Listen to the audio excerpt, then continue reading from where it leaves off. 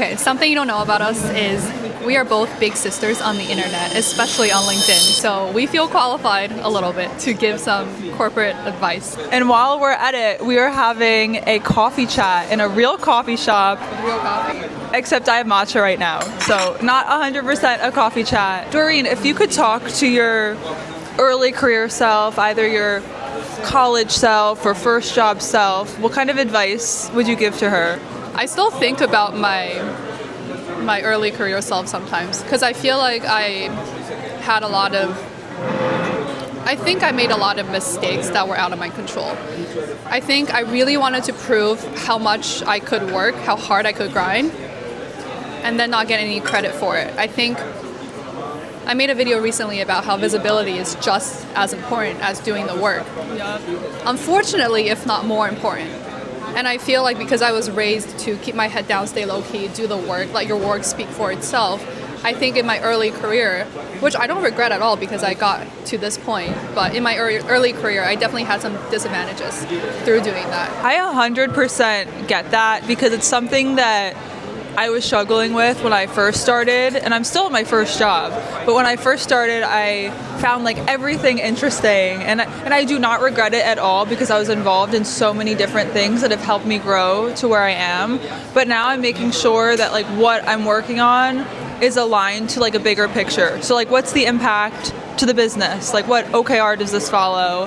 How can I be talking? I know, so businessy. You're so businessy. But like how can this help me on what my goals are? I think because I just started at Adobe not too long ago, and my first project was given to me. I wasn't able to choose what I wanted to work on. So the impact of that project wasn't dependent on my choosing. So as an early career, how are you able to choose some of the projects you work on that will have a bigger impact? You can't always choose what projects you do, but you can choose when you want to raise your hand. I like to be like really vocal about the certain types of projects that I want to be involved in. Like I want to be speaking in front of customers, I want to be involved in product strategy, and I make sure to be vocal about it in a way that like kind of forms as part of my brand. And when I was first starting, I was like, hey, like I TA'd the product management class when I was in college. Oh, you did? Yeah, it was really fun. I love those professors, and I feel like it's good to make it part of your brand, but then you can also raise your hand for things in projects. So you can like take the extra step, and I think it's so important what like determines like good versus great is the people who will like have tasks and then try to see like what the next step is.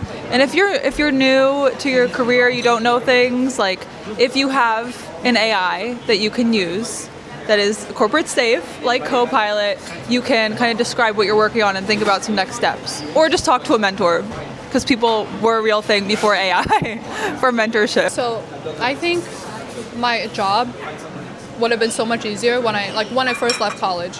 My job would have been so much easier if I had help with AI. That being said, my first job was copywriting, and so I know if there were AI, then I wouldn't have that job. Yep. I think it's such a difficult dilemma to be in. Now AI helps with my job so much. And I wanted to ask you because I feel like now we're at a point where everyone is kind of expected to use AI tools. You know, even everyone who is a PM is sort of expected to vibe code and design. So you kind of do a bit of everything. Yeah, what does the future look like? I mean, how do you use your AI on a day-to-day basis? I use AI mostly as like, I guess like an extension of myself, if that makes sense. So I will like train it on tasks that I've done before that have worked well. So I'm like, hey, look at these slides that I've created. This slide has these sorts of elements. Can you help me with this next slide? And normally I only delegate tasks to the AI if I understand what the task is. I know that I'd be able to answer questions, understand it well. It's mostly just things that's like, it's extra additional work that I know if I had the time I could do to make sure that I'm not having any knowledge gaps. Because something that happens early on in your career, if you might not know what you're doing or understand the topic, is you'll resort to AI, and then that will end in AI slop. So your work will not make sense. It will not be something you feel comfortable explaining. And you want to make sure that you are going to AI when you kind of have an understanding, or to have it teach you things. This might not even be an early career thing, but when I was onboarding at this job, I had a lot of trouble understanding a lot of the documents. There were so many dynamics that I don't understand. There's so much processes and technical terms, let's be honest. So I actually use AI a lot to help explain it to me. So it was like teaching me in a way. And it's really, really helpful because sometimes I'm embarrassed to ask a question to a real human being. So helpful. Well, I have a meeting at 10. We've been having such a great time in this coffee chat.